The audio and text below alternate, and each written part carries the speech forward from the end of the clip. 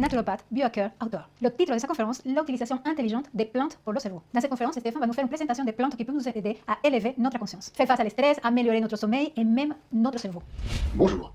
Les plantes accompagnent l'homme depuis la nuit des temps, comme nourriture bien sûr en premier, mais pas que. En réalité, les plantes nous ont vraiment aidé à atteindre des états supérieurs, ou en tout cas non ordinaires de conscience.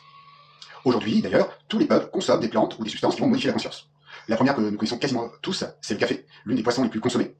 D'ailleurs, tous les produits que je vais vous parler sont extrêmement consommés sur toute la planète. Le café qui est extrêmement dynamisant, socialisant. Donc c'est une substance, lorsqu'on le prend ensemble, et bien on se sent plein d'énergie, on a envie d'échanger, de partager, on a l'esprit vif. Donc c'est une plante qui est très agréable, le café. Et en même temps, le café, quand on le prend trop souvent, il peut être excitant, et comme il a une faculté extraordinaire de cacher la fatigue, eh bien il peut nous pousser à continuer à avancer malgré la fatigue, et peut mener à l'épuisement. Donc c'est effectivement une plante extraordinaire socialement, mais lorsqu'on la consomme trop, ça peut être problématique. L'autre boisson qui vient d'une plante, et qui partage le podium des boissons les plus consommées du monde avec le café, c'est le thé. Alors on a le thé noir, notamment, qui est un thé très riche en caféine ou en théine, c'est la même molécule, qui a deux noms différents, mais c'est la même molécule. Donc un thé noir est aussi, un bol de thé noir est aussi excitant qu'un bol de café. Et vous avez le thé vert, qui lui est beaucoup plus zénifiant, c'est-à-dire qu'il va contenir moins de caféine, moins de théine, et il va contenir en plus un élément supplémentaire, qui est la L-théanine, qui est zénifiant. Des études scientifiques sur cette molécule précise, la L-théanine, a montré que cette plante avait une capacité extraordinaire, c'est d'augmenter notre capacité de passer en mode, notre cerveau, de passer en mode alpha, c'est-à-dire le mode méditatif. C'est pour ça que dans de nombreux endroits où on pratique la méditation, on consomme beaucoup de thé et peu de café, puisque le café, lui, va plutôt agiter le mental, alors que la L-théanine du thé, et notamment du thé vert, vont apporter au contraire cette capacité à atteindre une zénitude profonde. Cette boisson-là, par exemple, l'utilisation qu'on en a au Japon, c'est vraiment la cérémonie du thé, c'est-à-dire qu'on se met ensemble, on va se mettre autour d'un thé, et on a une petite cérémonie qui nous permet de nous mettre en état méditatif, on prend ce thé dans cet état de zénitude, de bien-être, de calme, et donc c'est aussi une plante sociale très efficace. Personnellement, je la considère beaucoup plus santé que la caféine. La caféine est une boisson qui est puissante, dynamisante, que personnellement j'utilise, mais je n'utilise pas tous les jours. J'étais plutôt un vrai drogué de café, mais en prenant toujours du café, le café est de moins en moins efficace avec moi. En réalité, on s'habitue à la caféine. Et donc, j'avais besoin de café pour fonctionner, et en même temps, j'ai pas l'effet dynamisant du café. Aujourd'hui, alors que je prends 1 à 3 fois de la caféine, soit sous forme de café, soit sous forme de thé, dans la semaine, 1 à 3 fois, à chaque fois, j'ai fait waouh, ça me met le cerveau vif pas en inhibition, justement, c'est côté très vif, très joyeux. Si je rajoute, si c'est dans le thé, ça va être un peu plus de zen aussi. Donc vraiment, ces boissons-là, on devrait les prendre, en tout cas la caféine, on devrait les prendre moins souvent. Et c'est pour ça que certains naturopathes la déconseillent vraiment. La caféine, qui se trouve dans le thé vert ou dans le thé noir, peut être trop excitante pour certaines personnes, et donc certaines personnes qui prennent du thé tous les jours, qui ont besoin de thé pour fonctionner, le plus souvent du thé noir que du thé vert, eh bien, sont aussi des longues à la caféine, sauf qu'ils préfèrent la caféine du thé noir plutôt que la caféine du café. Donc je vous invite à me poser la question, quelle relation j'ai, si vous êtes un fan de thé, avec le thé. Est-ce que c'est le thé, j'aime et j'apprécie l'état d'être dans lequel je suis quand j'en prends, ou alors est-ce que je suis un drogué du thé, j'ai besoin de mon thé pour démarrer la journée. Et en même temps, c'est assez puissant pour donner le petit coup de fouet en début de journée.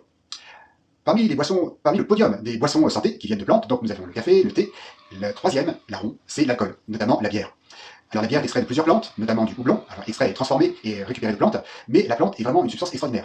Je ne vous invite pas à consommer de l'alcool, mais elle est extraordinaire pour ceci, c'est un désinhibiteur. C'est-à-dire que vraiment, je me relâche facilement, je m'exprime facilement. Si j'en prends une petite dose, dans certaines compétitions, certains compétiteurs de haut niveau vont prendre une toute petite dose d'alcool pour justement arriver à être désinhibé. Mais cette petite dose d'alcool est inférieure à un seul verre.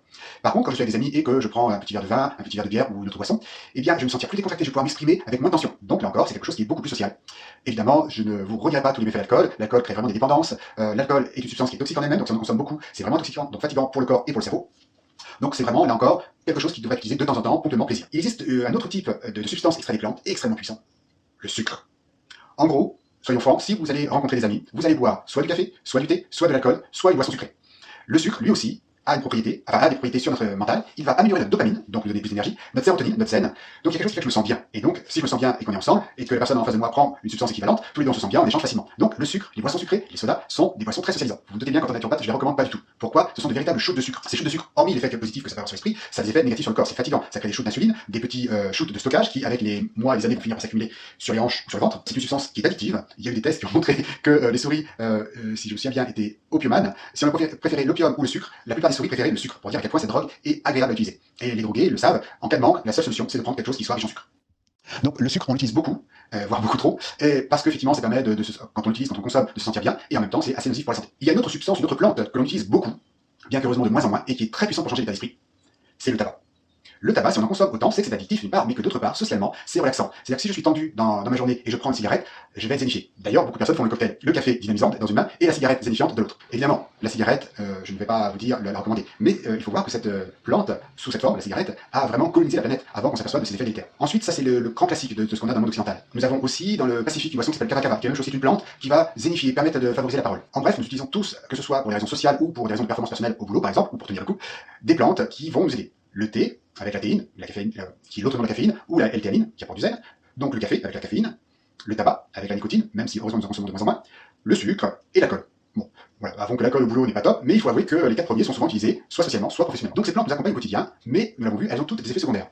Ou en tout cas des effets secondaires, des conséquences sur le long terme. On va en reparler un peu plus tard, mais j'aimerais aussi vous parler d'autres plantes qui ont été utilisées depuis la nuit des temps. Ce sont les fameuses plantes chamaniques. Tous les peuples de la planète ont à un moment ou à un autre utilisé des plantes qui modifient l'esprit, des plantes psychédéliques. selon le grec, qui révèle l'âme. Les Grecs, déjà, utilisaient les plantes, faisaient des cérémonies particulières avec des plantes qui étaient plutôt proches de l'ergot du seigle, donc qui contenaient en quelque sorte du LSD. Donc nos philosophes grecs se faisaient de temps à autre des petits trips de LSD et qui leur permettaient d'ouvrir la conscience et de révolutionner la culture et de laisser leur marque 2000 ans après ça. Sinon, en Europe, on avait aussi l'utilisation des champignons hallucinogènes, tradition qui est encore gardée. Mais à l'époque, c'était pas un usage récréatif, mais vraiment c'était réservé aux sages qui utilisaient de façon intelligente les champignons pour trouver des solutions pour leur peuple. C'était les chamans qui guidaient leur peuple et qui avaient ces connaissances grâce aux plantes. Les champignons sont aussi utilisés dans les pays d'Amérique du Sud et dans certains contrées de Sibérie, les chamans avaient remarqué que lorsqu'ils mangeaient un champignon, ça ne leur faisait aucun effet. Mais lorsqu'ils buvaient l'urine du cerf qui avait mangé ce champignon, ils avaient des effets hallucinogènes. Et donc, les chamans avaient repéré d'une façon bien mystérieuse qu'en buvant l'urine de cerf qui avait mangé ces champignons, ils pouvaient avoir des effets psychédéliques, c'est-à-dire qui leur ouvraient la conscience et qui leur permettaient de guider les peuples de façon la plus sage et la plus conscient possible. Et évidemment, vous doutez bien que tout le monde ne consommait pas de l'urine de renne. Il fallait vraiment être très motivé pour le faire. Vous connaissez peut-être l'ayahuasca, cette plante, cette liane, qui est utilisée en Amérique du Sud, et qui est là aussi un grand mystère pour les chercheurs. Parce que l'ayahuasca, c'est une préparation qui se fait pendant 24 heures, d'une plante qui fait vomir, et d'une plante qui ne fait rien, si on ne la mélange pas avec une plante qui fait vomir. C'est assez curieux de savoir que quelqu'un a eu l'inspiration de mélanger ces deux plantes pour en obtenir un effet qui est juste incroyablement puissant quand on l'utilise, et là encore qui permet de révéler à la conscience de l'utilisateur des savoirs qui lui permettent de guider son peuple, ou aujourd'hui, quand on l'utilise aujourd'hui, juste à se guider vers sa propre guérison, sa propre évolution. On a aussi en Mexique certains cactus, qui ont des effets incroyablement puissants, qu'utilisaient déjà les Aztèques et les Mayas. Donc ils avaient déjà dans leur culture l'utilisation de plantes chamaniques. Ils utilisaient aussi la datura, qui est une autre plante psychédélique. Les Africains ne sont pas en reste avec l'iboga, qui est une plante qui elle aussi est très puissante pour révéler l'esprit, dont l'utilisation est très particulière. En gros, la plupart des personnes qui l'utilisaient faisaient un voyage en iboga qui leur permettait de guérir. C'était un voyage incroyablement puissant et remuant qui durait plusieurs jours, un voyage psychédélique de plusieurs jours, mais qui leur permettait vraiment de passer à un autre niveau de conscience. Enfin, il y a aussi, surtout en Amérique du Sud, l'utilisation de certains venins d'animaux, venins de crapauds, notamment de serpents, qui utilisés d'une façon particulière permettaient vraiment de révéler à la personne qui l'utilise une ouverture de conscience qui permettait de résoudre des problèmes, soit personnels, soit ceux de la tribu, et donc ça a toujours été des outils d'évolution. Vous vous doutez bien que lorsqu'on vit dans la jungle, on ne s'amuse pas à faire des tripes avec des plantes. Si on utilise des plantes dans la jungle où la première préoccupation c'est de survivre, c'est bien parce que ces plantes apportent un savoir et une sagesse. D'ailleurs, la plupart des utilisateurs qui ont fait l'expérience dans un cadre vraiment adapté, c'est-à-dire accompagné par un vrai chaman, en général, ont fait des expériences transformatrices. Je le précise, c'est pas quelque chose j'en prends une fois et ma vie change. Il y a quelques cas de personnes à qui c'est arrivé. La plupart du temps, c'est comme un travail chez le psychanalyste, ça se fait sur plusieurs fois. Et en même temps, souvent, les gens disent que c'est beaucoup plus rapide que le travail d'un psychanalyste. Les psychanalystes, m'excuseront. Donc c'est pour dire que l'être humain a utilisé aussi des plantes pour acquérir de la sagesse, un savoir, une connexion avec son environnement et une connaissance de soi-même qui est juste incroyable. Et d'ailleurs, certains auteurs supposent aussi que l'Ayurveda, qui parle de méditation, de méthode respiratoire, à une époque, aurait utilisé quand même aussi des plantes. Maintenant, soyons francs, je ne vais pas vous recommander la consommation de ces plantes. Hélas, la plupart aujourd'hui sont interdites ou ne sont pas utilisées dans des conditions suffisamment structurées pour être efficaces. Et néanmoins, certains médecins, il y a une autre conférence d'Olivier Chambon sur ce sujet, explorent la piste d'utiliser ces plantes pour guérir l'âme plus facilement. Alors, pourquoi et comment peut-on utiliser pour nous aujourd'hui, au quotidien, les plantes? Oui, si les plantes nous ont aidés par le passé à nous soutenir, elles peuvent nous aider aussi aujourd'hui, actuellement, dans notre quotidien. Il faut voir que l'être humain a juste jamais vécu une situation aussi stressante sur le long terme. Je ne parle pas d'une guerre qui durait quelques années. Il faut voir qu'aujourd'hui, un être humain, quasiment des moments où il rentre à l'école et jusqu'au moment où il sort du monde du travail, et subit un stress permanent. Les enfants ont un stress de performance, les adultes ont un stress de performance, de concurrence, ensuite l'âge, le stress de la vie de couple, qui peut être pour certains remuant, les crises personnelles, puisque aujourd'hui, beaucoup de personnes ont à travailler des choses, à travailler personnellement, et bizarrement, les plantes, sans forcément utiliser des plantes psychédéliques, peuvent nous aider. Elles peuvent nous aider à faire face au stress, à faire face à l'activité, à faire face à la fatigue, au contraire à pouvoir déconnecter de tout ça, et bien sûr en toute légalité. Je vais vous présenter 4 grandes familles de plantes, 4 endroits où les plantes peuvent nous soutenir énormément et nous permettre de vivre mieux notre vie, à la fois plus confortablement et à la fois plus en conscience. La première famille, ce sont les adaptogènes. C'est les plantes qui nous permettent de nous adapter au stress plus facilement. En quelque sorte, c'est de l'huile dans les rouages du stress, c'est-à-dire est-ce que je peux produire plus de dopamine pour agir, plus de sérotonine pour être serein, ou avoir l'esprit plus vif, ou avoir un meilleur système immunitaire. Les premières plantes adaptogènes qui ont été reconnues avaient un effet très impactant sur le corps et en plus sur l'esprit. L'une des plantes les plus connues, parce qu'elle a un spectre d'utilisation très très large, elle est très polyvalente, c'est le ginseng. Le ginseng est une plante qui est très dynamisante. Alors je précise que c'est une plante qu'on ne peut pas utiliser en permanence sur le long terme, mais on l'utilise en cas de convalescence, lorsque ponctuellement on doit faire face à un stress par exemple, ou à une activité supérieure. Pour information, le ginseng ne doit jamais être pris plus de 1 mois d'affilée. On peut le prendre d'affilée sur 1 mois entier, mais après 1 mois, on doit faire une pause de 15 jours à 1 mois pour justement ne pas s'adapter à l'adaptogène, pour qu'il continue à donner son effet dynamisant et énergisant. Donc le ginseng est un peu l'adaptogène de référence. Et en même temps, même si c'est une excellente plante, il existe d'autres plantes très puissantes dans le domaine. On les appelle toutes d'ailleurs la plupart le ginseng quelque chose. Notamment le ginseng indien, dont le vrai nom est la ashwagandha. C'est une plante qui va vraiment aider le fonctionnement de toutes les hormones. Donc, comme je vous disais tout à l'heure, on va fabriquer plus facilement la dopamine qui nous dope, qui nous donne le plaisir d'agir, la sérotonine qui nous rend serein et zen le soir, et la nuit, cette sérotonine se transforme en mélatonine très facilement. Et cette plante-là fait tout. C'est-à-dire que le matin, je vais avoir de l'énergie en l'utilisant, et le soir en l'utilisant, je vais dormir plus efficacement, plus profondément. Et c'est une plante qui est connue depuis 3 ou 4 000 ans par l'Ayurveda. Elle est assez sécuritaire, mais comme toutes les plantes, il faut prendre l'habitude de faire des pauses. Mais par exemple, quand j'accompagne des personnes qui sont assez stressées ou qui ont un très haut niveau d'activité, l'ashwagandha est souvent une plante de choix. Je vais vous livrer une petite astuce. Comme on a tendance à s'adapter aux adaptogènes, eh bien, en général, on s'adapte surtout à une plante. Donc, l'une des astuces que j'utilise, c'est quand je soutiens quelqu'un qui a un stress chronique ou une activité intense sur le long terme, donc sur plus d'1 mois, eh bien, je vais lui recommander de faire 1 mois d'une plante, puis 1 mois d'une autre. 1 mois de la première, 1 mois d'une autre. Et en alternant 1 mois sur l'autre, notre corps ne va pas s'adapter, ne va pas s'habituer à l'adaptogène, et à chaque fois on aura l'effet wow. 2 dernières choses qui sont vraiment très marquantes chez l'ashwagandha. Le premier, c'est qu'elle vraiment est très dynamisante pour l'esprit. C'est une plante qu'on peut utiliser pour les études, parce que non seulement mon corps fonctionne bien, mais mon cerveau fonctionne bien. C'est une très grande vitalité mentale. Il y a un autre avantage à utiliser, ou un effet secondaire plutôt positif. L'ashwagandha est surnommée l'odeur du cheval, en référence à la virilité du cheval. Et oui, c'est une plante qui est extrêmement bonne pour la libido. Évidemment, on s'en doute bien pour la libido masculine, mais aussi sur la libido féminine. La plupart des adaptogènes permettent à notre corps de bien fonctionner. Si notre corps fonctionne bien, en général, la libido fonctionne bien. Le ginseng est assez impactant déjà sur la libido. L'ashwagandha est l'une de mes préférées, mais soyons francs, nous ne réagissons pas tous de la même façon avec les plantes. Une autre plante très impactante sur la libido, on la surnomme même le Viagra péruvien, c'est la fameuse maca, ou on l'appelle aussi le ginseng péruvien. C'est une plante qui là-bas est consommée quotidiennement. C'est un légume. Pour nous, c'est un super aliment qui a des propriétés de nous aider à supporter le stress et la fatigue, notamment la fatigue physique. Et effectivement, qui peut avoir un impact plus ou moins positif sur la libido. D'ailleurs, la maca noire peut améliorer la fertilité, je le recommande aux couples qui ont des problèmes de fertilité. Sinon, la maca en général améliore l'énergie, et quand l'énergie va, la libido va aussi. Ce n'est pas rare que les femmes réagissent un peu mieux à la maca que les hommes, mais là encore, c'est des plantes à essayer. Ce que j'aime beaucoup chez la maca, c'est que c'est une plante qu'on peut prendre sur le long terme. C'est-à-dire c'est une plante qu'on peut mettre dans ses habitudes quotidiennes tout au long de sa vie, ou tout au long de sa vie quand on en a besoin. Et en général, plus on avance en âge, plus on a besoin d'être supporté. Je parlerai de cette utilisation long terme un peu plus tard. Donc le maca est une excellente plante qui vraiment aide le fonctionnement, mais surtout au niveau de l'énergie physique. Et en même temps, quand l'énergie physique va, la libido va et le mental va. Pour l'esprit, parce que franchement, aujourd'hui beaucoup de personnes sont épuisées mentalement, en tout cas beaucoup de personnes que j'accompagne, c'est la Rhodiola rosea. C'est la plante de l'étudiante. C'est comme si vous preniez une douche du cerveau le matin. Donc c'est une plante qu'on prend plutôt à jeun le matin, donc le soir elle peut être trop dynamisante, excitante et poser des problèmes de sommeil. C'est une plante dont on va ressentir en premier l'effet sur le cerveau très rapidement. Vous prenez le jour où vous prenez la Rhodiola, vous sentez l'effet sur le cerveau. Au bout de 5 à 10 jours, vous sentirez le plein effet sur le cerveau, mais vous sentirez aussi que votre corps est plus fluide, qu'il y a plus d'énergie, que les choses sont plus faciles. Donc c'est une plante qui est adaptogène en général, mais qui est assez puissante sur le cerveau. Par exemple, pour les étudiants que j'accompagne, je vais recommander plutôt une alternance de ashwagandha, rhodiola, un mois l'un, un mois l'autre. Dans la famille des adaptogènes, la dernière que j'aimerais vous présenter, c'est le létérocoque. C'est une plante qui permet d'avoir plus d'énergie, de plus supporter les contraintes physiques, notamment le froid, et d'améliorer le système immunitaire. Là encore, elle améliore aussi globalement tout le fonctionnement, donc je vais résister plus et mieux au stress physique, mais aussi au stress psychologique. Donc là, cette famille des adaptogènes, c'est des plantes qui permettent de nous adapter au stress et aux contraintes et à la fatigue, mais qui fonctionnent de façon, je dirais, globale, et qui sont très intéressantes parce qu'elles sont très polyvalentes, de fait. Ensuite, on peut utiliser des substances plus spécifiques, notamment pour l'humeur. Alors, il y a une plante qui est à cheval entre les deux. Alors, la plupart de ces plantes adaptogènes sont impactantes sur l'humeur. L'ashwagandha améliore souvent nettement l'humeur, mais on a aussi une autre plante qu'on considère souvent comme adaptogène, qui est le basilic sacré. Donc, c'est pas celui que vous utilisez en cuisine, c'est celui qui vient d'Inde. Et cette plante vous aide à mieux gérer les stress dans votre psychique. Mais ce n'est pas la seule. Vous avez l'aubépine, la mélisse, la passiflore, mais surtout, vous la connaissez peut-être déjà, le millepertuis. Le millepertuis est une plante extraordinaire. C'est bien simple. En Allemagne, par exemple, on la recommande plus facilement que n'importe quel antidépresseur, parce que plusieurs études ont montré que le millepertuis pouvait être plus efficace sur de la dépression légère à modérée, ou en tout cas aussi efficace que les produits chimiques avec des effets secondaires. Donc c'est une façon naturelle d'accompagner la dépression et de permettre de s'en sortir sans subir les effets secondaires de substances qui sont toxiques et qui vraiment embrument plus le cerveau qu'autre chose. Nous avons aussi le CBD, cette plante qui est issue du chanvre, du cannabis, sans vertu hallucinogène bien sûr, qui permet vraiment de zénifier, de retrouver une espèce d'harmonie intérieure, qu'elle soit psychique ou physique. Et en même temps, comme c'est un extrait qui est assez coûteux pour l'instant à obtenir, c'est une substance qui est assez coûteuse. Donc c'est pas forcément la substance que je recommande en premier, et en même temps, chez les personnes chez qui ça marche, c'est vraiment waouh. Enfin, nous avons la L-théanine du thé, donc soit de l'extrait, donc de la L-théanine pure, soit de consommer du thé vert si la caféine, la théine ne vous excite pas trop, ça peut être une bonne solution pour ramener du zen. Alors je précise une chose, beaucoup de personnes, en tout cas parmi les personnes que j'accompagne, qui sont en pré-burnout ou en post-burnout, ou qui souhaiteraient éviter le burnout, je vois très souvent deux grandes carences. La carence en magnésium, qui est hyper sollicitée et consommée en cas de stress et d'activité intellectuelle intense. Donc beaucoup de personnes sont en manque de magnésium, et tant qu'ils sont en situation de stress et d'activité, voire de suractivité, ils ont besoin de magnésium. Et le complément qui est vraiment le soutien, le pendant du magnésium, c'est les vitamines B. Les vitamines B, donc de B1 à B12, elles sont bonnes pour l'énergie, bonnes pour la mémoire, bonnes pour la concentration, bonnes pour l'humeur, bonnes pour les cheveux, mais c'est pas le sujet. Et la plupart des personnes qui sont suractives et surstressées sont en manque de vitamine B et de magnésium. Et souvent, une bonne cure de 3-4 mois de vitamine B et magnésium leur permet de mieux fonctionner. Et si la situation dure plus longtemps, eh bien, certaines personnes ont un apport supplémentaire en vitamine B et en magnésium, en plus d'une bonne alimentation, c'est-à-dire super méga riche en légumes et en fruits, qui sont les principales sources naturelles, végétales de magnésium et de vitamine B. Une autre carence que l'on trouve chez beaucoup de personnes et qui impacte énormément et le cerveau, et le moral, et l'énergie, c'est le sommeil. En 50 ans, nous avons perdu 1h30 de sommeil. 1h30, c'est un cycle entier de sommeil. 1h30, c'est environ 20% de votre nuit quand même. Eh bien, aujourd'hui, selon les différentes études qui ont été faites en France en tout cas, les Français dorment moins que 7 heures, alors qu'il faudrait entre 7 heures, donc plus, à 9 heures de sommeil par nuit. Donc la plupart des personnes en moyenne sont en carence de sommeil, et près de 40% sont en carence grave de sommeil. Donc la première chose à faire, c'est de se réserver un temps de vie suffisant. Si vous n'êtes pas suffisamment libre, vous ne pourrez pas récupérer. Alors moi j'adore les plantes, mais s'il y a bien un seul type de plante qui n'existe pas, c'est la plante qui remplace le sommeil. Par contre, vous avez les plantes qui permettent de bien dormir. Vous avez la valériane, l'escolzia, l'ashwagandha, et ensuite toutes les plantes de l'humeur. Souvent, on a du mal à dormir parce qu'on stresse trop, on a trop de problèmes dans la tête, et donc régler ou alléger l'humeur, alléger le stress, permet de mieux dormir. L'ashwagandha est une plante extraordinaire, elle permet de fabriquer plus d'hormones du sommeil. Donc le matin, vous fabriquez plus d'hormones de l'énergie, et le soir, plus d'hormones du sommeil. Donc c'est une plante extraordinaire. On a aussi maintenant des mélanges de mélatonine, souvent mélangés avec des plantes. On va trouver valériane, escolzia et mélatonine. Le mélange des trois, la mélatonine va vous aider c'est une hormone, mais c'est une hormone qui n'est pas dangereuse au sens où elle ne crée pas de dépendance, et notre corps ne s'habitue pas à cette hormone. Donc c'est même une hormone anti-âge. Donc on prend un petit peu de mélatonine qui nous aide à dormir et d'avoir un sommeil plus récupérateur, et on prend deux plantes qui nous aident à mieux nous détendre et à mieux tomber en sommeil. Les plantes peuvent vraiment aider à améliorer notamment la qualité du sommeil. Personnellement, je fais des mesures sur la qualité de mon sommeil, et je vois que quand je prends les plantes du sommeil, je fais plus de sommeil récupérateur ou de sommeil de rêve que lorsque je ne prends pas.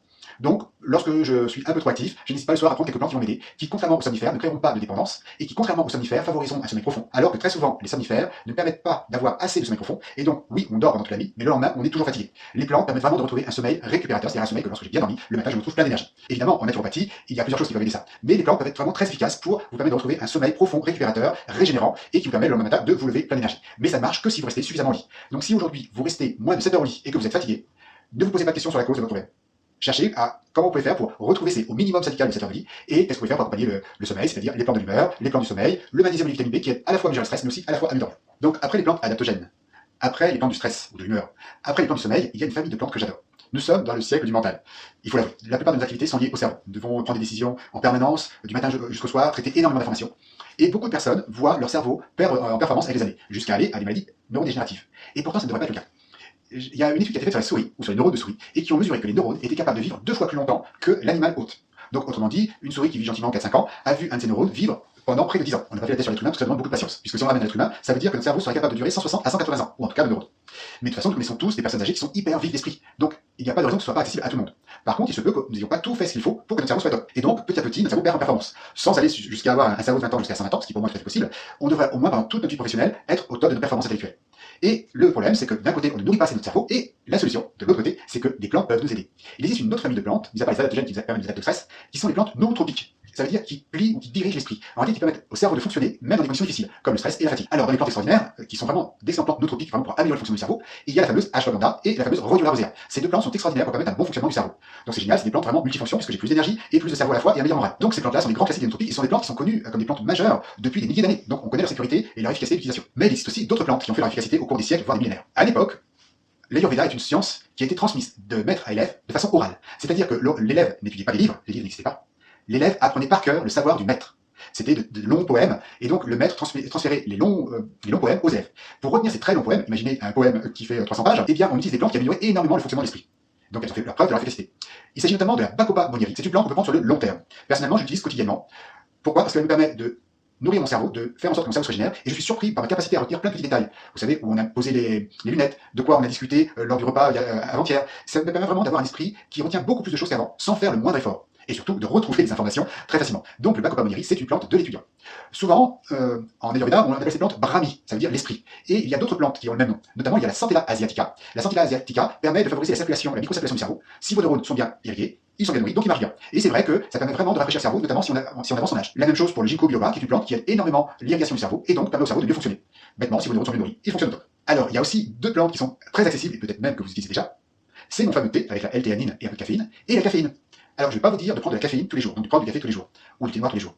Mais, ponctuellement, par exemple, lorsque vous devez avoir une charge de boulot qui demande plus de concentration et plus d'énergie, eh bien, prendre du café ce jour-là peut vous aider. Personnellement, je vous disais, moi j'utilise le café 1 à 3 fois par semaine quand j'ai besoin d'un coup de boost de cerveau. Donc je me prends un petit café, ou éventuellement une gélule de caféine, mais j'avoue que le goût de café, j'aime.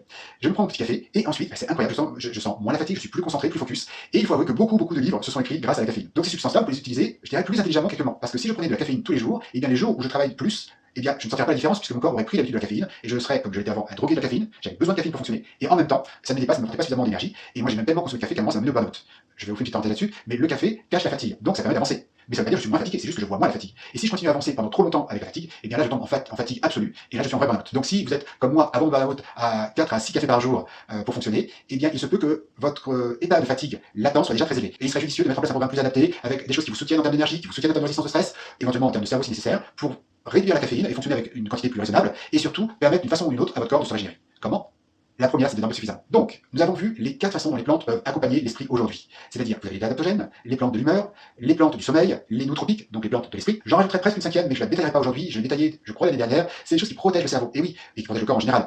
Nous vivons dans un environnement qui n'a jamais été aussi pollué. Entre les ondes, les produits chimiques, dans l'air, dans nos maisons, dans nos assiettes, nous sommes entourés de substances qui sont hyper toxiques. Et beaucoup de naturopathes pensent qu'aujourd'hui, nous sommes dans une période de l'humanité où l'une des grandes causes des fragilisations que nous avons, c'est une agression permanente d'oxydation, et à côté, une carence. C'est-à-dire que nous mangeons beaucoup, et en même temps, nous n'avons pas suffisamment de bons nutriments, notamment les fameux antioxydants. Et les antioxydants, on les trouve principalement dans les plantes, c'est-à-dire les fruits et les légumes. Donc, abusez, mangez, soyez généreux avec les fruits et les légumes, faites-vous plaisir, toujours si vous les digérez bien. Une dernière chose, je voudrais faire une petite parenthèse, parce que j'ai parlé de l'esprit, des performances, mais c'est bien d'être performant quand on travaille, mais c'est aussi bien d'être performant lorsqu'on ne travaille plus, lorsqu'on a arrêté de travailler. Pourquoi? Parce qu'en ayant son âge, nous arrivons à l'âge de la transmission. C'est-à-dire toute la sagesse que j'ai pu acquérir, eh bien, c'est le moment où beaucoup de personnes ont envie de partager, que ce soit les savoirs que j'ai pu acquérir dans mon travail, que les expériences de vie qui ont été plus ou moins confortables, plus ou moins douloureuses, et que je souhaiterais éviter à mes enfants, à ma famille, à mes amis, ou le partager plus largement. Et pour cela, il faut avoir encore de l'énergie et un cerveau, et d'être en bon état de se protéger justement du vieillissement qui est aussi lié au stress oxydatif, entre autres sujets, et notamment du manque de sommeil.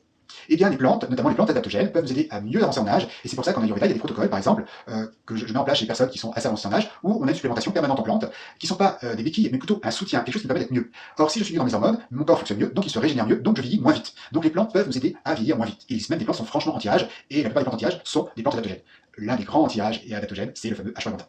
Mais il y en a encore d'autres qui sont intéressantes. Alors justement, beaucoup de personnes me disent, oui, mais est-ce que utiliser des plantes tous les jours est vraiment une bonne idée? Ma réponse est la suivante.